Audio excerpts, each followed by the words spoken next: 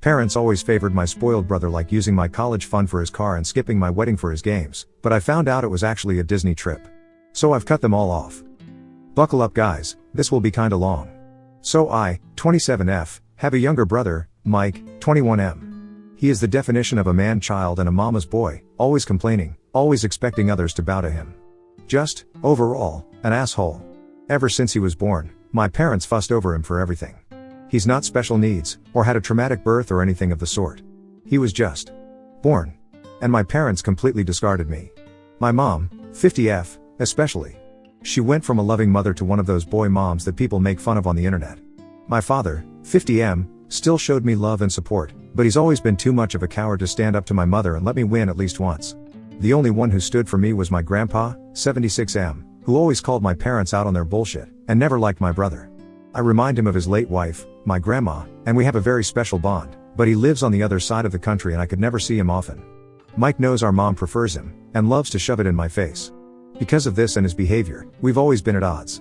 He's spoiled, a brat and an awful human. I can't remember how many times I ended up in trouble for things I did better than him or for things he framed me with.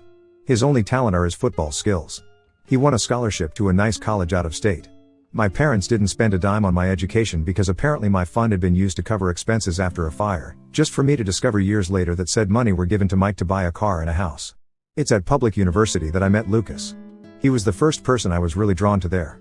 Of course I met new people who are now my dearest friends, and thanks to them and Lucas, who was my best friend for years before we got together, I managed to move out of my parents' house. Now both Lucas and I are well known in our fields and have very good salaries. Now, to the main issue. Lucas proposed to me a year ago.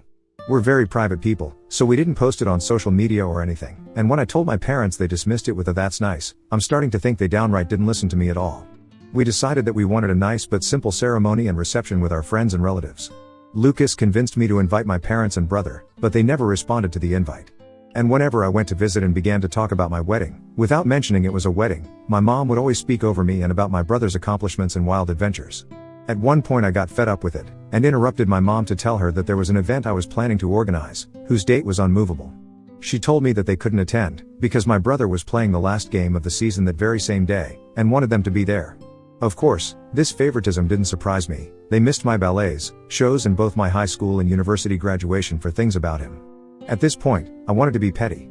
I told both my parents that it wasn't a problem to miss this event, purposely omitted the fact that this event was my wedding, and didn't insist further. Flash forward to a few weeks ago, I got married. It was perfect. My family, Lucas' family and our friends were all there, and we had a blast. My grandpa was happy to give me away, and it was just perfect. My relatives asked me multiple times why my parents weren't there with us. I was honest and simply said they had my brother's game to attend, and couldn't come. They gave me a few looks, and my grandpa was visibly angry for a while, but otherwise nothing strange happened. After the reception, Lucas and I left for our honeymoon, and were phone-free for the whole duration of the trip. But once we got back, we discovered that a shitstorm was welcoming us home. I turned my phone on, and was unable to even unlock it before a storm of notifications popped up. Most of them were from my mother and brother. Mike called me all sorts of nasty names and insulted me because, apparently, one of my paternal aunts posted the photos of the wedding on Facebook, and captioned it with a very obvious dig at my parents, especially my mom, for missing the wedding. The post apparently went viral in my parents' community, and they've been publicly shamed for their mistreatment of me. It also turns out that my grandpa personally visited my parents to go on a tirade to shame my father, his son, to the point of tears. And this seemed to be my father's breaking point, because he was so distraught for missing his only daughter's wedding and for his father's disapproval, that he finally rebelled against my mom and is threatening divorce unless she makes it up to me. I think that's the reason why my mom has been spamming my phone with messages, at first insulting and threatening and then downright pitiful, full of begging and pity parties. Now I'm at home with my husband, deciding how to approach the situation. Most of my relatives, even those I didn't invite to the wedding, reached out to apologize for what I went through and to claim they had no idea this was happening at home. Can't blame any of my relatives, they all live with my grandpa on the other side of the country or in another state, but my mom's sisters and friends are belittling me for not telling my mom about the wedding, because now she's inconsolable at the thought of having missed my wedding. Personally I think she just claims that to save face, but I'm not sure. The latest messages from my father and mother seem extremely saddened and hurt for missing my wedding. Now my family is divided on three fronts, the majority who is sticking by my side, my maternal aunts shaming me for hurting my mom's feelings, and my maternal grandparents who are adamant that I forgive my mom in light of her atonement. My best friends are telling me not to listen to them. So, Reddit, Ida? Comments, City Evening, NTA. Actions have consequences. Mike is the golden child to the point of things being dysfunctional.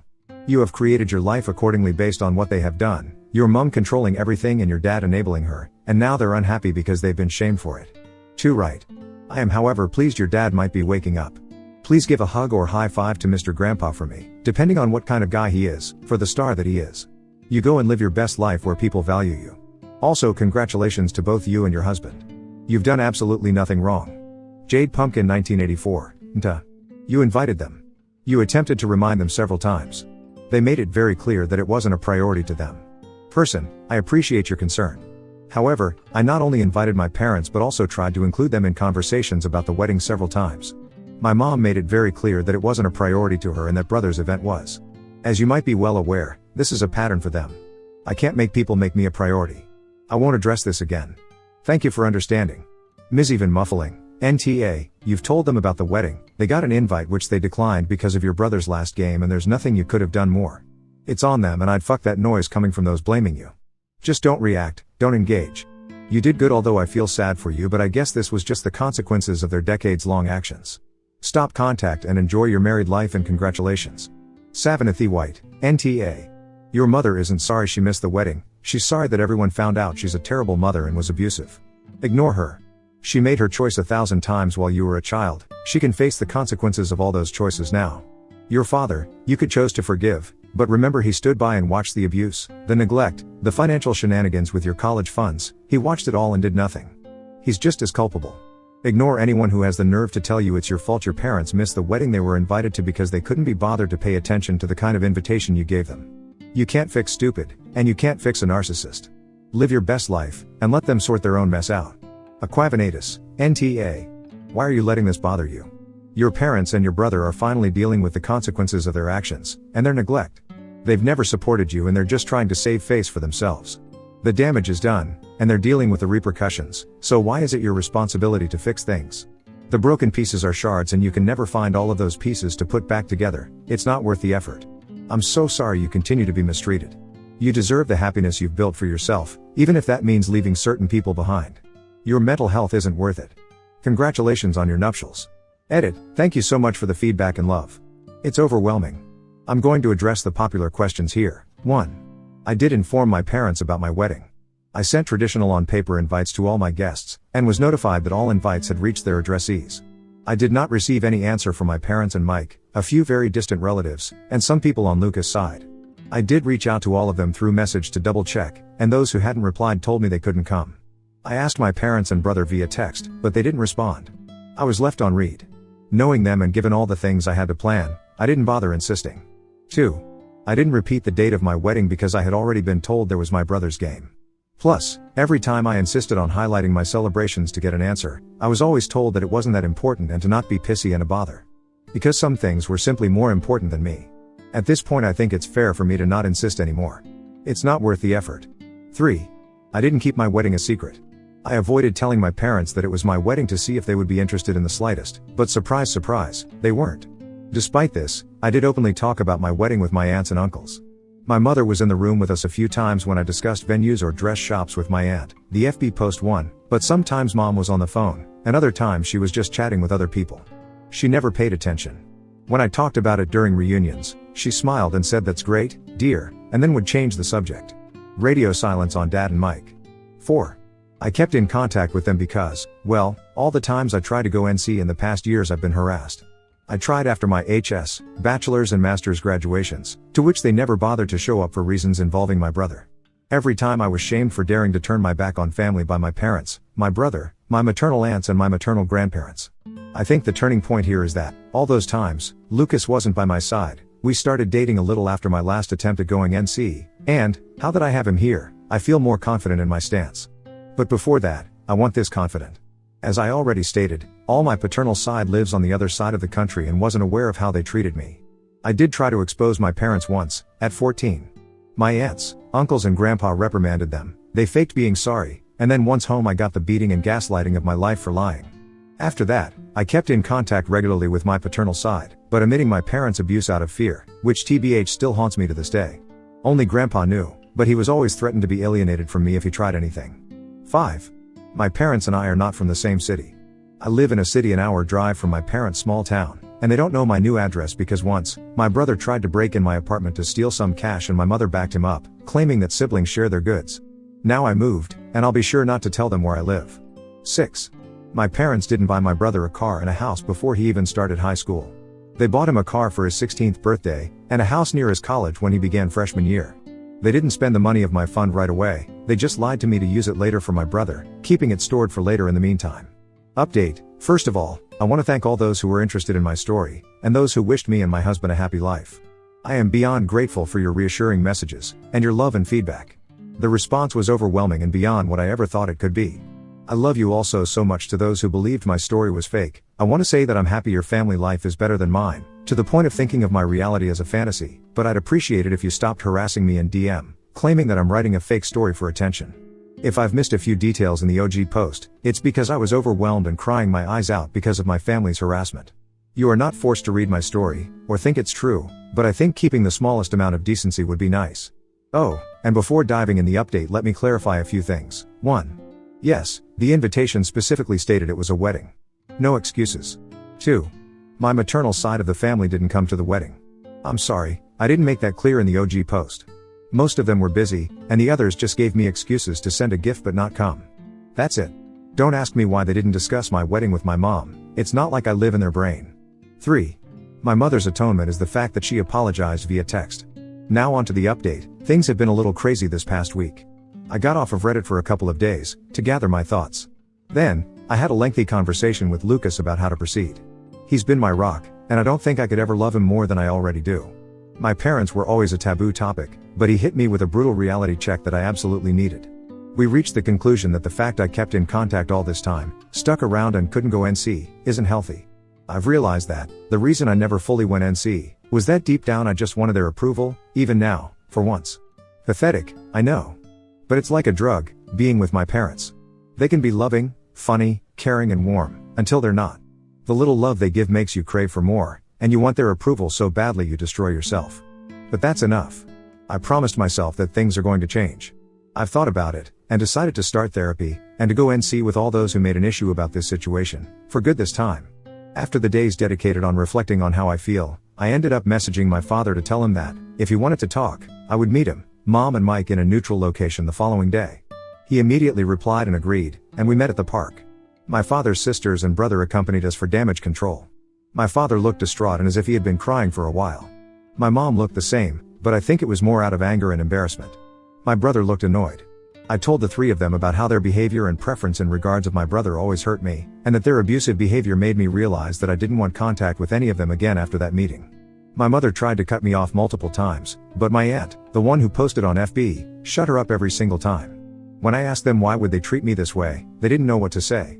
My father kept crying and apologizing without giving me an answer, and my uncle reprimanded him for it. My mother seemed as if she was asking herself that for the first time, but well, in the end she just said that she simply disliked me. Plain and simple. And my brother? He just liked the attention and making me miserable as some kind of sport. I went on with my questions. When I asked why they never responded to my invite, they claimed to have never received one. I showed them the texts, but they denied receiving them. And well, it turns out that they hadn't, in fact, received my wedding invitation. When it arrived to their house, they weren't there. The only one in the house was my brother, who had come visiting for the weekend. He saw the invite and, as many of you guessed, ripped it up and trashed it.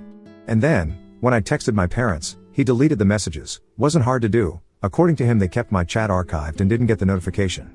So, my parents never actually got a formal invitation. I was just distraught. I asked Mike why would he do that, and he just shrugged, and claimed that it wasn't as important as the stuff they had in program anyway. I had to stop Lucas from punching him in the face. Strangely enough, my parents were upset, and started reprimanding him. He actually began to throw a tantrum and cry crocodile tears, and I must admit that I was kind of satisfied. But then my mom claimed that all was resolved, there was no need to fuss over a misunderstanding, and it was time for me to clear their name. That set me off, and I interrupted her, telling her that they weren't forgiven at all, that just because Mike trashed the invite, it didn't mean it automatically canceled all their neglect out. Plus, all that time it was still very obvious that I was having a wedding, and they should have asked about it. You want to know my mother's response? She said something along the lines of I did hear you talking about a wedding of yours, but I just thought you were being delusional, and seeking my attention with exaggerated scenarios. She was convinced Lucas didn't actually like me, nor would ever marry me. When I tell you I was about to trash her face, do you believe me? Another thing came up. It turns out that my brother didn't have a football game to go to at all. My parents used the fact that my husband, friends and I know little to nothing about football, we prefer soccer, and the fact I stopped asking about it when Mike would mock me during his time in high school, to make up a story to avoid my event. At the time I wrote the OG post, I couldn't confirm or deny the presence of a game because my brother has private social media and Lucas and I are blocked, and I foolishly trusted my parents' word. But no. You want to know where they went with that man-child? They went to Disneyland, because Mike wanted to go.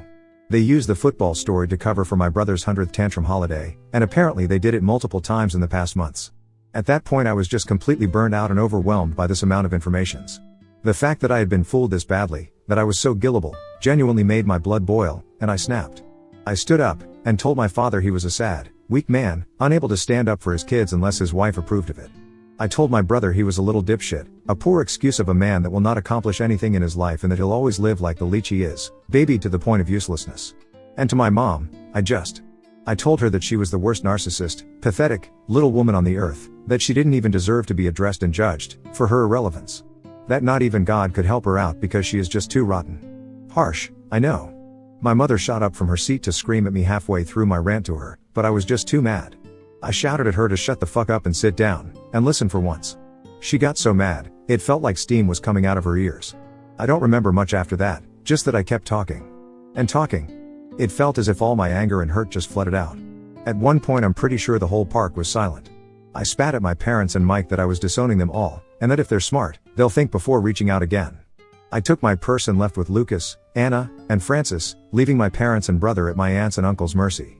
I think at some point the reality of what I had just learned and said finally hit me, because I ended up having a panic attack on the way home. Lucas was driving, so Anna helped me through it until we stopped in a parking lot to calm me down. I am beyond grateful for their help. Once home, I just fell on the bed and went to sleep. I really wanted to go with you guys' advice, and post the whole thread on FB, but given my work and career I couldn't expose myself like that. One thing is sharing my story from an anonymous throwaway on Reddit, the other is on FB, with my name and face plastered everywhere. I couldn't go down that path. Instead, I did something better. I made a folder with all of my mother's insults, messages and awful comments, and sent it to the woman in charge of my mom's church. It's a tight-knit community my mom worked her ass off to enter in, but that is also extremely judgmental, and being shunned by them is a death sentence. And well, that's exactly what happened. Just like clockwork, the scandal spread like wildfire, going out of the church and reaching the rest of the small town. You can imagine what this means for my mother and father. Because of my little spill, I did find other messages from my maternal side of the family, belittling me even more for upsetting their sister or daughter and insulting her. I just didn't care anymore at that point, so I followed you guys' advice, and told them that from now on, they will no longer be part of my life, and that they can talk shit all they want, I just won't care. Instead, they should be grateful I don't send their nasty texts to their employers and spouses. I blocked every single one of them, grandparents included, on everything. I did find a lengthy message from my father. He apologized for not being strong enough to face my mother, agreed that what I said was true, and couldn't believe that he had lost so much of my life because of her. He told me he is going to divorce her no matter what my decision will be, because he is tired of being controlled. He would like a relationship with me to make up for all the years that passed. I did reply to him, to tell him that as of now I really don't want to see him or forgive him. He has replied that he'll try his best to win me back, and that he loves me. I replied back that, as of now, I find that hard to believe, and then blocked him too. Frankly, his slimy way of trying to have an out from this situation by throwing my mother under the bus is pathetic. At least, she was hateful and owned up to it. He is only able to blame others for his choices. I don't want to surround myself with people like that. My mother and brother are blocked similarly to my maternal side. Mike wrote other messages to taunt and insult me, and I just blocked him. My mom threw herself a pity party for being shunned by her community and for her marriage going into shambles, and I just replied good riddance before blocking her too. As for my grandpa, he has decided to stay with us for a while, to stick by my side. He really is the best, and has read some of your comments. He isn't going to admit that he's flattered by them. Since then a few days have passed, and all has been quiet. Lucas is spoiling me rotten, and I'm starting therapy soon. I know this isn't the drama-filled, revenge-full update you hoped for, but well, this is it. I'll let you know if anything changes or evolves. Thank you so much for the love and support you showed me. I think I'm going to log out now. As for now, goodbye.